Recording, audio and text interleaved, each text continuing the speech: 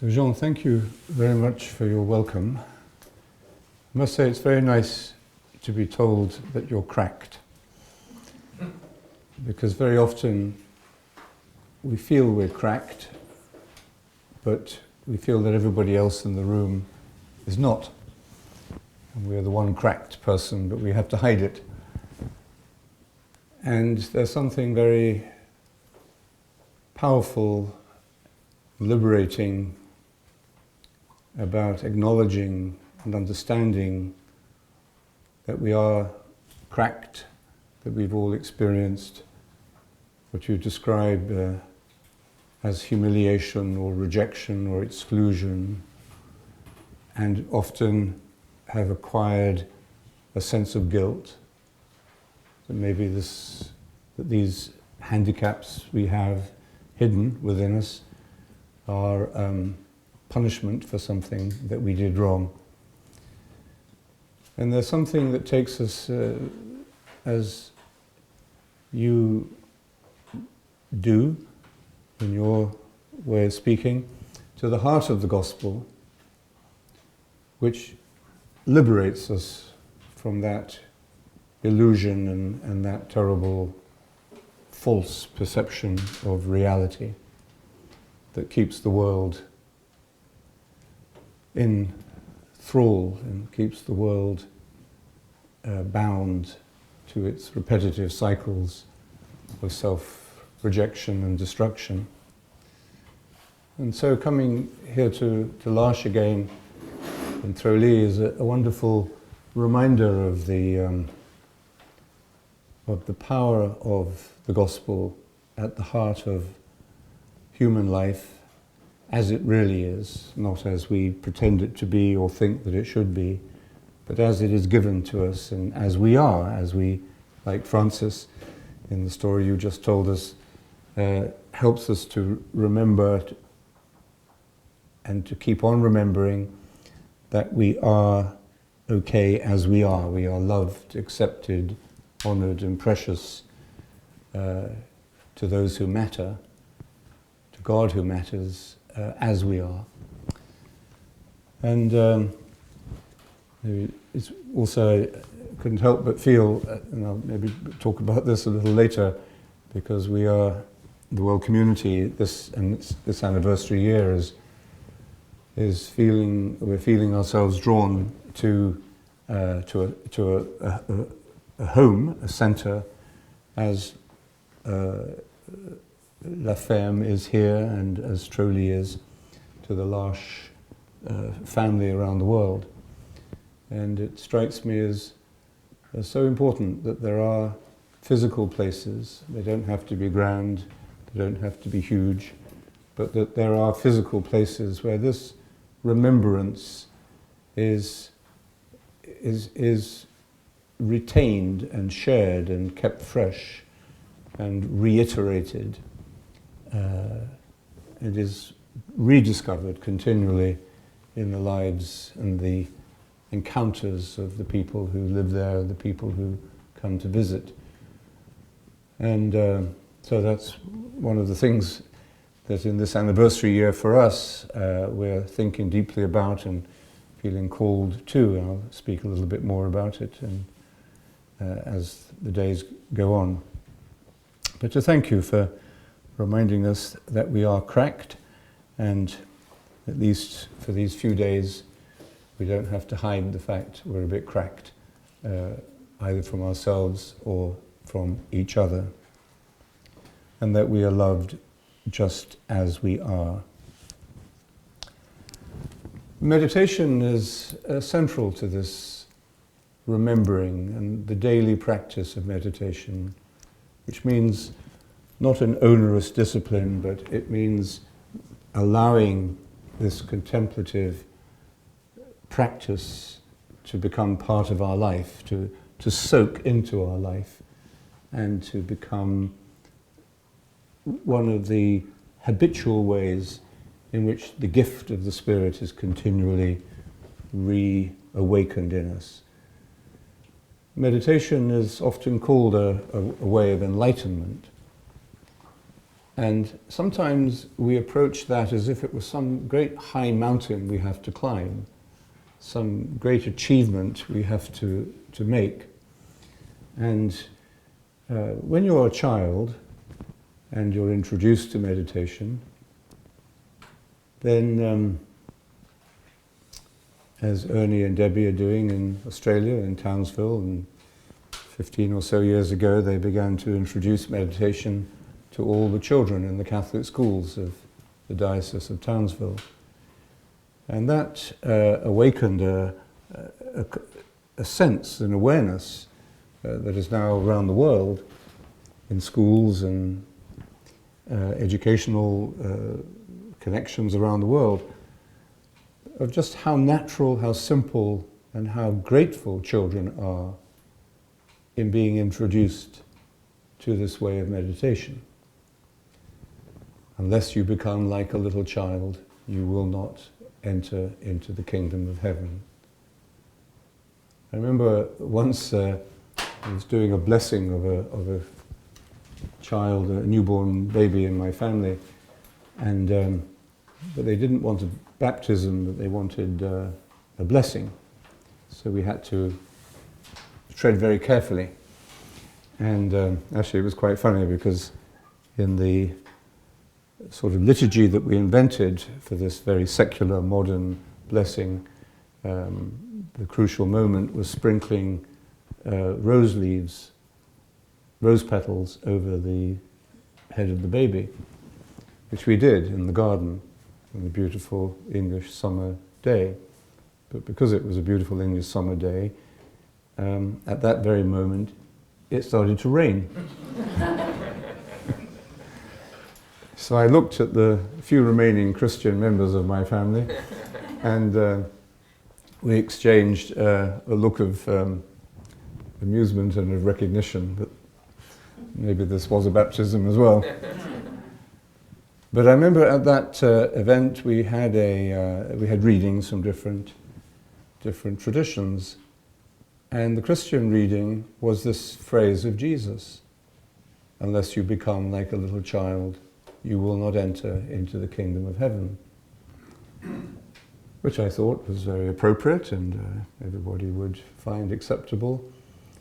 But somebody came up to me at the reception afterwards and said, "Well, I thought that was very good, apart from the Christian reading." I said, "Well, what was wrong with the Christian reading?" So he said, "Well, it's typical of the exclusiveness of Christianity. You know, we're going to exclude you from the kingdom of heaven unless you're like a little child." So I said, "Well, maybe you're projecting a little bit of a stereotype onto this." And we talked about the meaning of it. I don't know whether it got through, but it is a crucial statement of Jesus to help us to understand the gospel and to help us to understand meditation as the prayer that Jesus taught, as the way of entering into that inner room, which is at the core of his teaching on prayer. When you pray, do not go babbling on like the pagans who think the more they say, the more likely they are to be heard. And in that sense, many of our churches might be regarded as rather pagan because they babble on from beginning to end sometimes. And when you pray, do not worry. Let go of your anxieties. Of course, you have problems in your life, but don't fixate upon them at the time of prayer, because your Heavenly Father knows your needs before you ask, and because even the problems of your life, even the handicaps you carry, the crosses you carry throughout your life, are contained within the great beauty of creation. Look at the birds of the sky and the lilies of the field. Look at the beauty and the goodness of your own nature, if you can see through your self-rejection and feeling of guilt. And see your own beauty, the beauty of your own nature, and the beauty of the creation which God has spoken into existence. And then the problems will still be there, but they will no longer preoccupy you or dominate you. And this is these are essential elements, essential teachings of Jesus on prayer that we have to listen to, we have to learn how to practice, we have to return to continuously.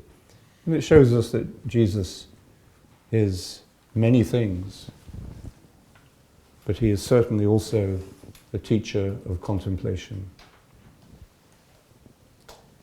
When we meditate, if you start to meditate and you need €500,000 for your building fund, after meditation you're still going to need $500,000. Meditation isn't going to top up your bank balance. It may not cure you of your medical condition. It may not solve the relationship which is causing you grief. It may not restore someone who has died to you. So meditation is not solving your problems. We live in a culture in which problems are there to be solved, and we pretend to solve them, and we compete with each other in big institutions about trying to create problem-free worlds. But in fact, with meditation, we don't solve our problems in that sense, but we do allow the light to come in.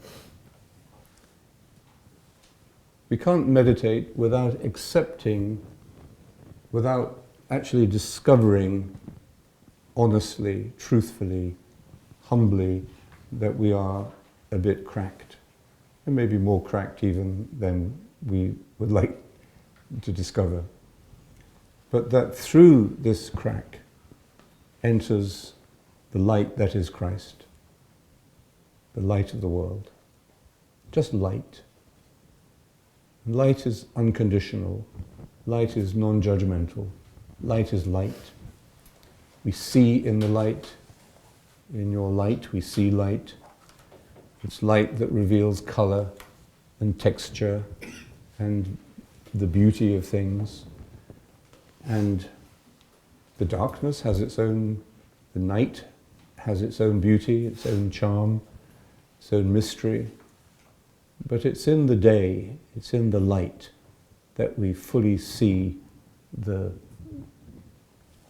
glory of creation, including ourselves. This phrase that there is a crack in everything,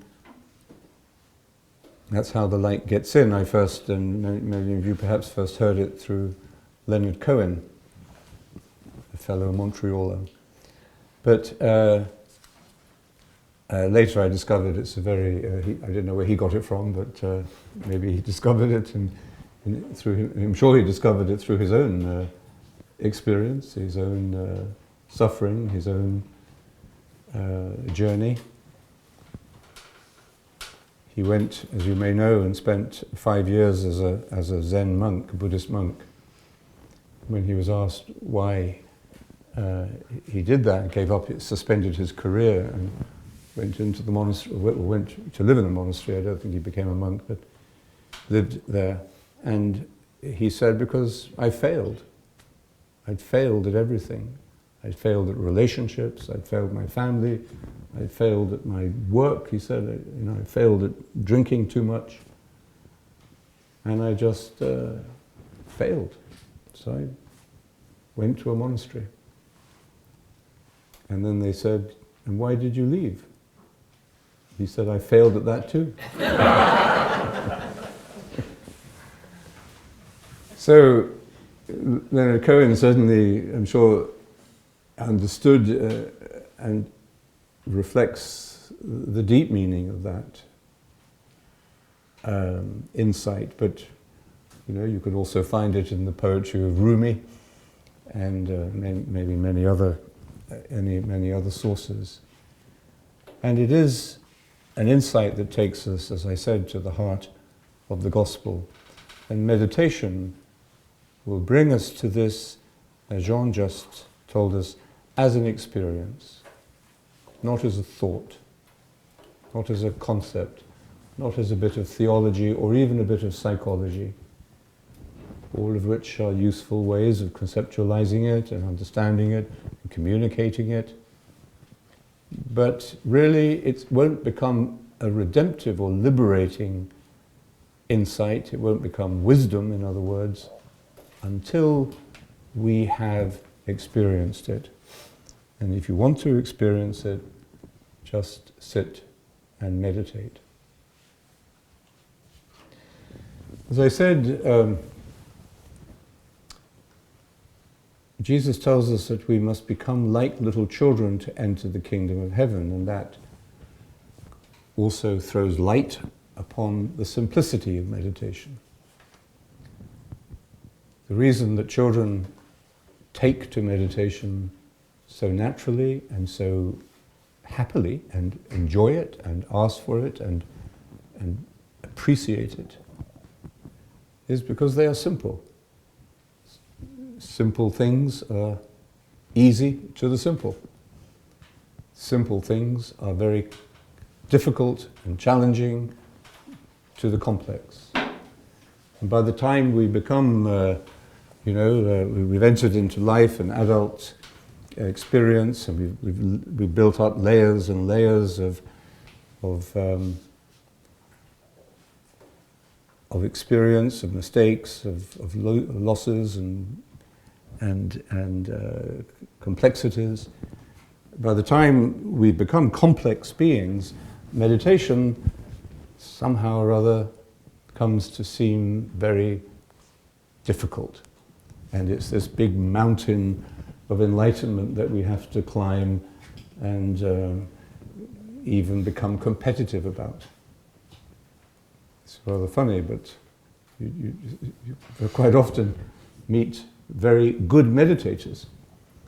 I mean, very committed meditators, very people who take their spiritual life and practice very seriously.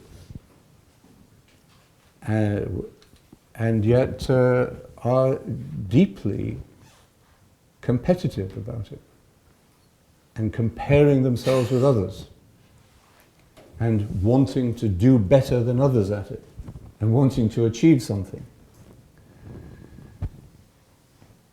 I don't think I would have found it, my life wouldn't be very interesting, it wouldn't have been as interesting as it has been if meditation wasn't really simple.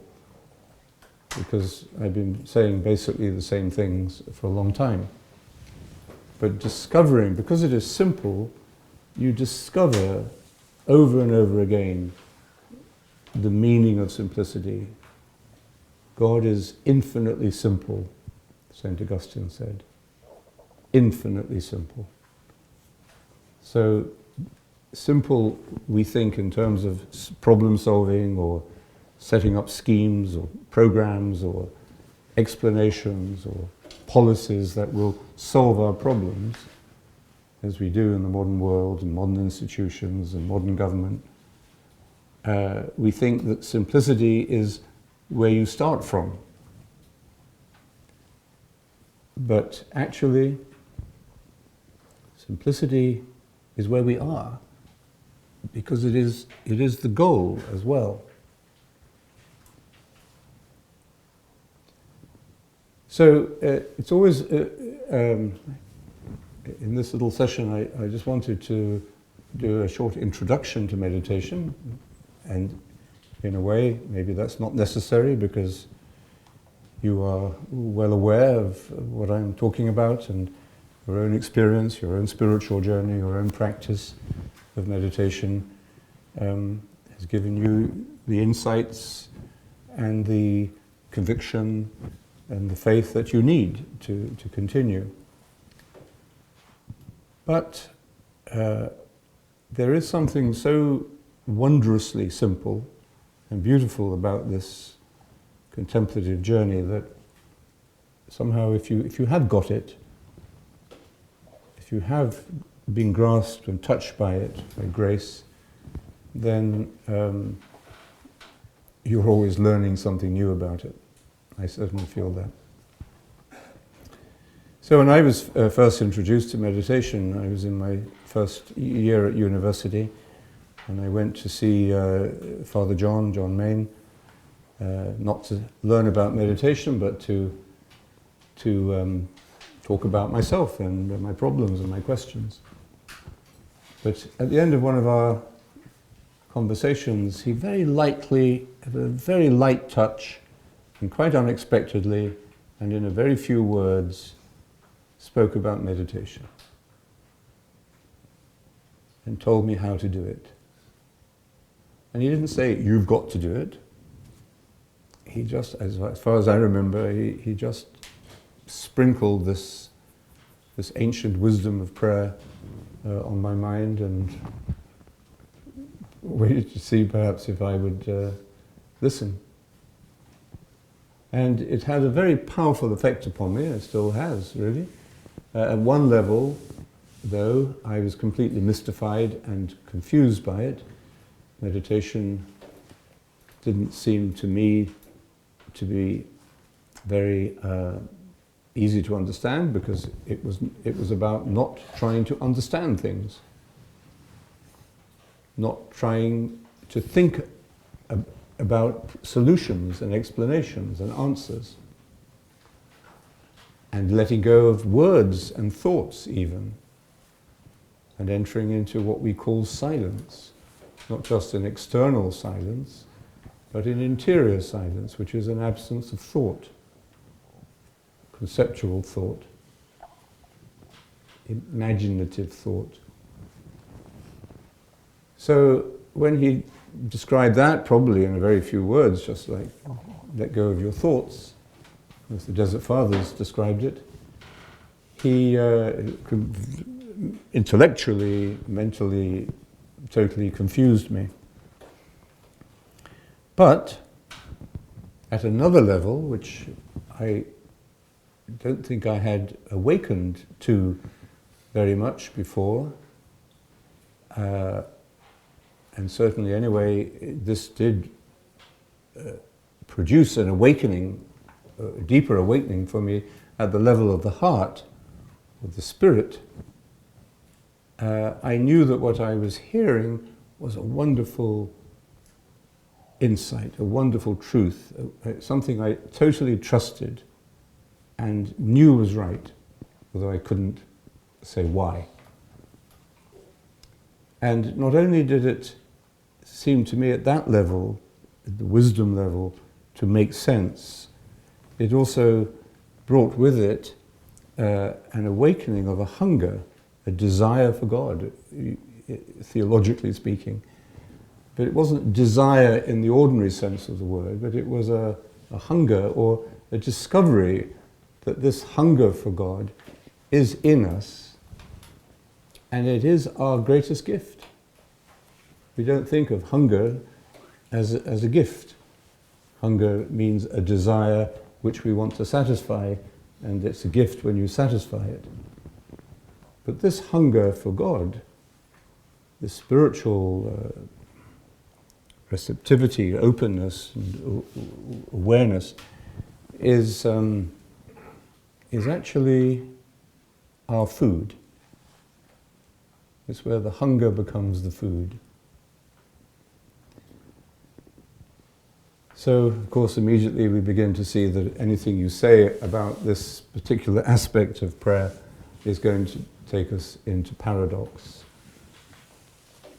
But that's the language of the great mystics. It's the language of the gospel. Because we can't reduce this experience to what we can explain or verbalize or conceptualize. It's something beyond that. We call that mystery. God who is mystery. So it's always, for me, a bit of a quandary or a bit of a problem when I think of how should I introduce meditation to a group. You think it would be automatic, but it never is really, because Of course, the group is always different, and you're different, and with every meditation you have another perspective. And I was talking recently to someone who's been meditating for a while, and he said to me, I'm really struggling because I know I'm not supposed to want to achieve anything, but I can't help wanting to achieve something, even if it's achieving a state of not wanting to achieve anything.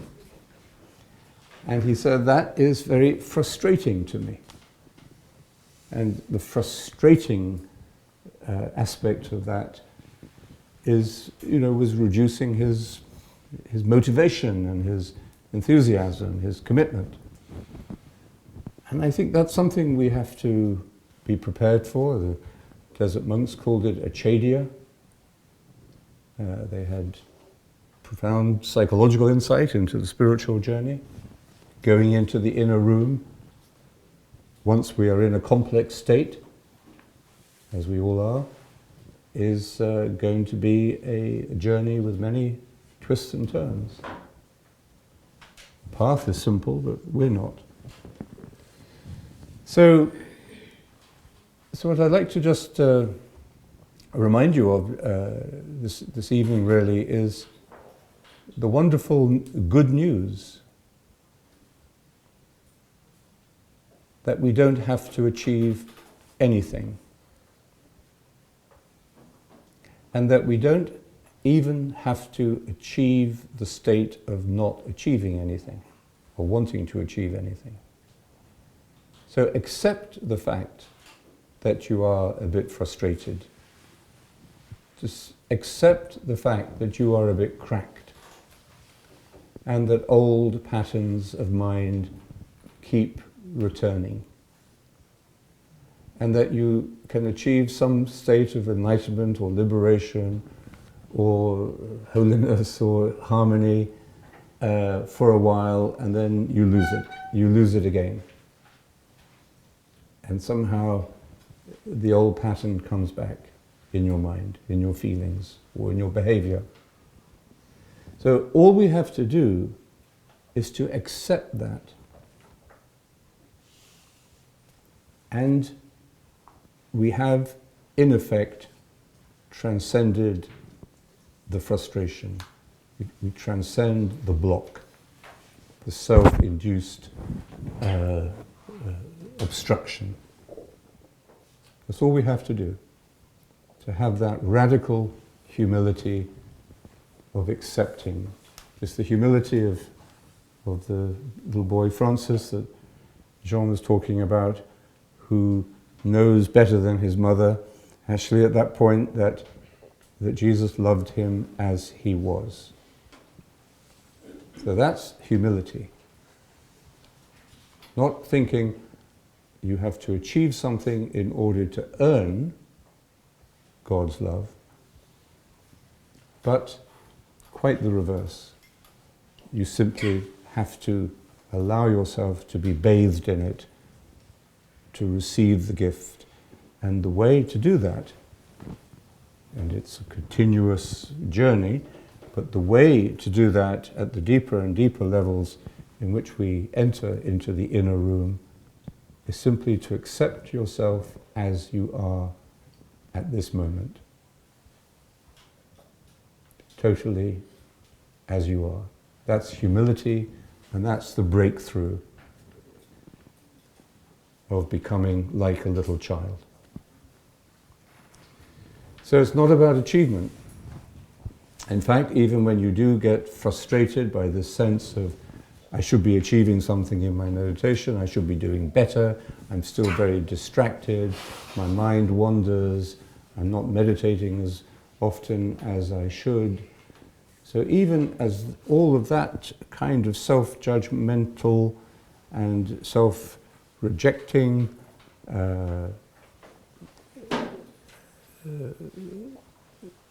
scenario repeats itself, just accept that. And then once you've accepted it, you can let it go. But if you don't accept it, you can't let it go, and it won't let you go. You will just keep on being stuck. But as soon as we've accepted it, we can let it go. And that's really, I think, what we mean by spiritual growth. You know, many different spiritual traditions describe this in different ways. One of the unique characteristics of the Christian mystical tradition, however, is the recognition that as we come closer to God, as we, if you like, make progress on the spiritual journey, we actually become more aware that we are cracked. We become more aware of our sinfulness. Not less. We become more aware of it. And I think that's a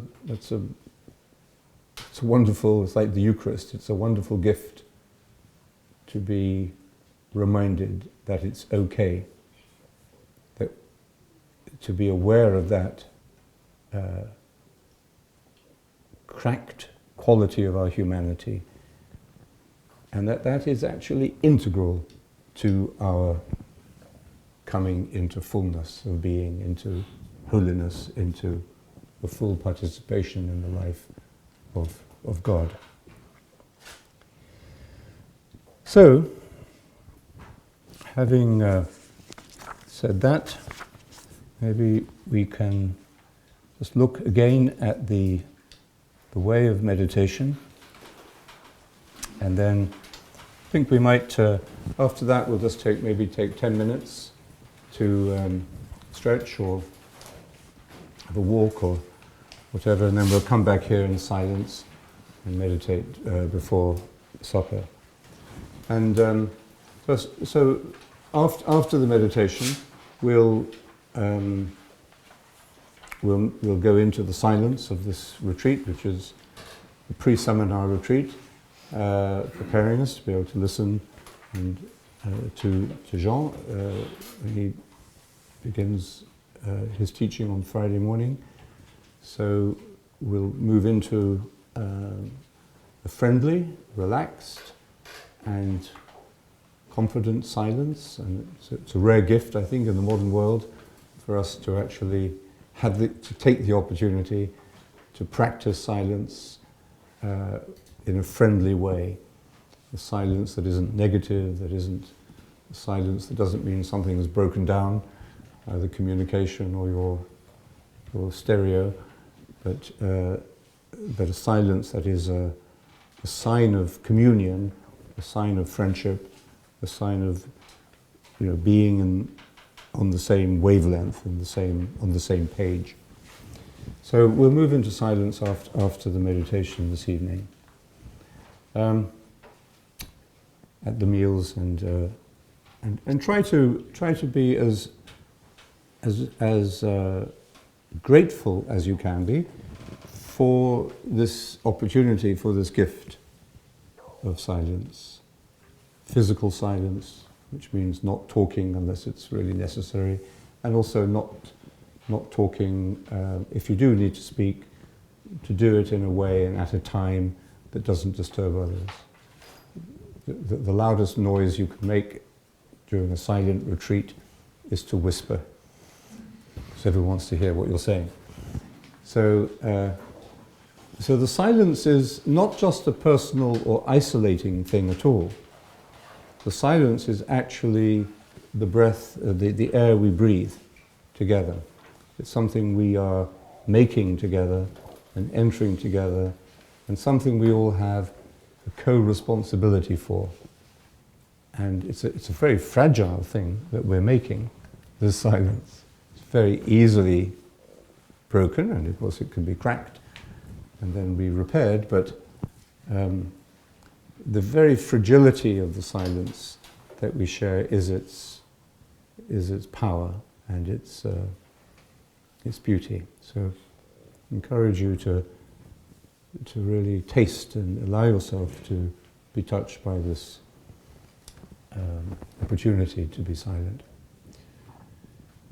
So let me just briefly remind you of this way of meditation that is at the heart of the life and the work of our community,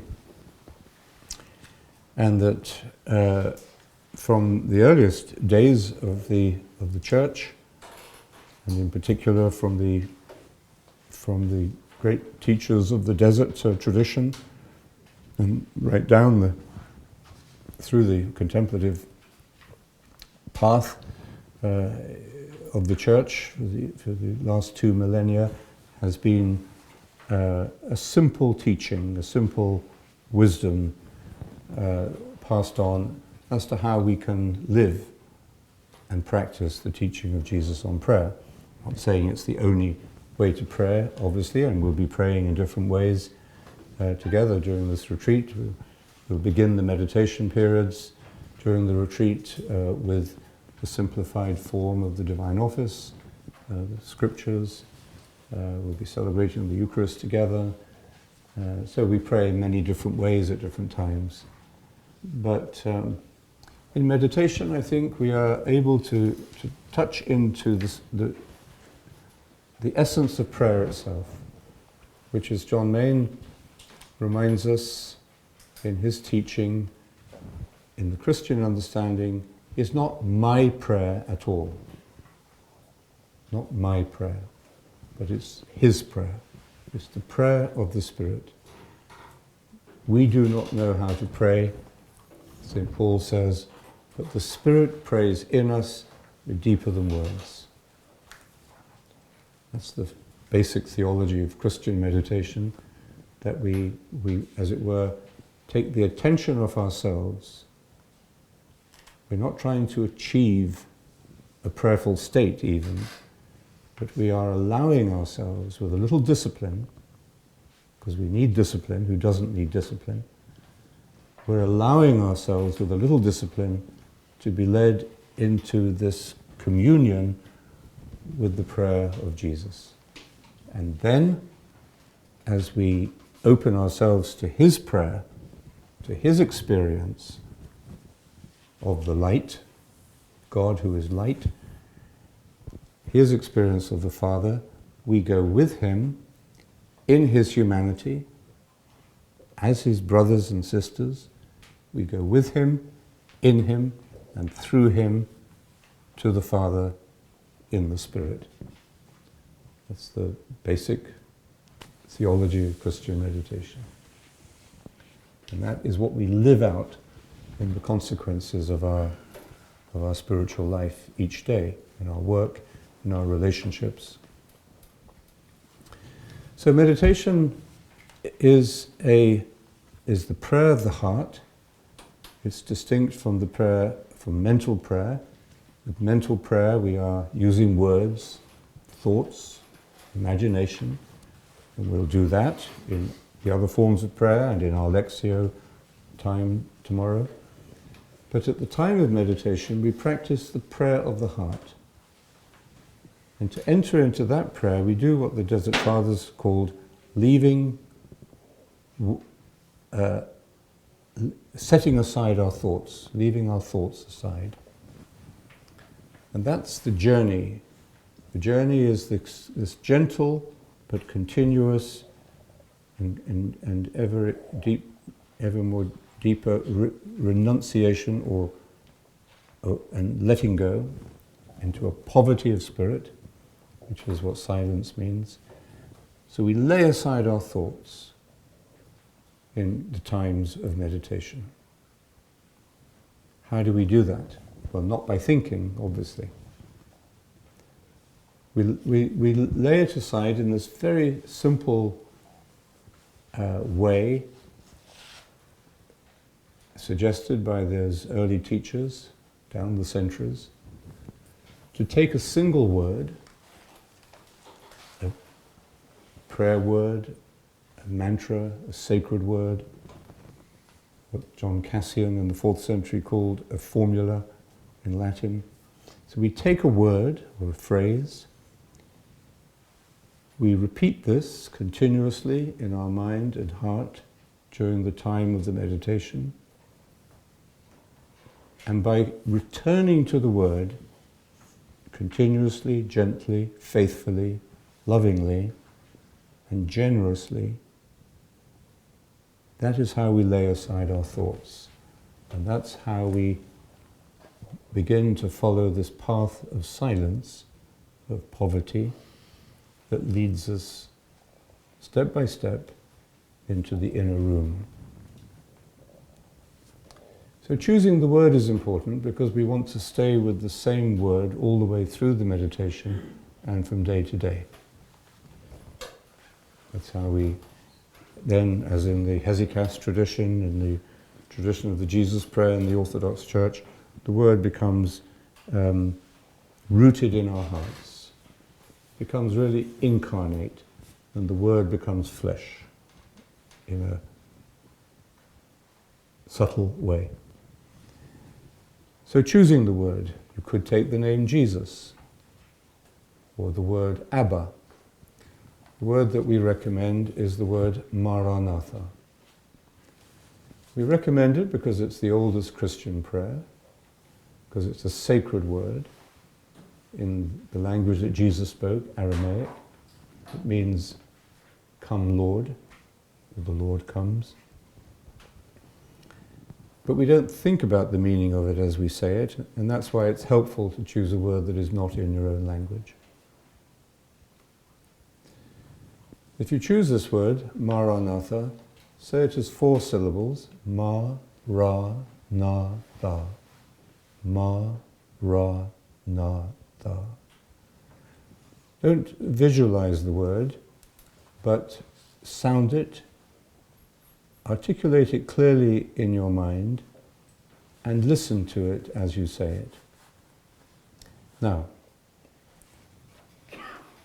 it's simple, not easy. It's not easy because our minds, of course, are very busy, preoccupied, distracted, noisy.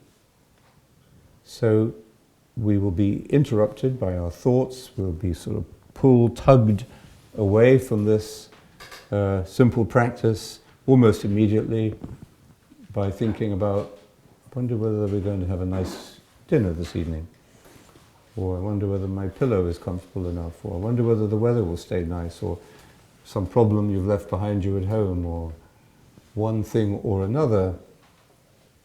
We will start to get distracted. Thoughts will begin to come into the mind. Now, at this moment, this is where you practice what I was saying earlier, there's nothing to achieve. So don't be trapped or tricked into feeling, oh, I'm no good at this. I'm a really lousy meditator. I bet the person sitting next to me is meditating much better than me. Anyway, they're sitting very still and they look a really good meditator. Oh, I better close my eyes now. So don't get into any kind of competition or self-competition or self-judgment. Remember little Francis, I'm okay as I am. And let go of the thought immediately and then come back to your word. And it's like walking. It's one step, one foot in front of the other, one step at a time. And you don't have to run. You don't have to get there before anybody else. But keep walking, because we do need to make a little effort.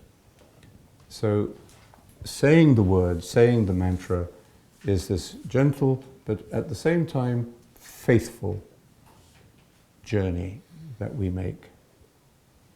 So we sit down, we sit still. The stillness of body will help to bring you to a stillness of mind. Close your eyes lightly. If you find it more easy, keep them very slightly open, but don't sort of look at anything. So just close your eyes very lightly. Relax your shoulders, relax the muscles of your face. Your whole being is involved in this work. Your body, your mind, your emotions, your spirit. And then breathe normally, relax the muscles of your face, and then gently start to repeat your word. Ma, Ra, Na, Tha is the word I recommend. And listen to it and keep returning to it gently and faithfully. So just before we take a little short break, does anybody have any questions or anything they'd like to ask or raise about that?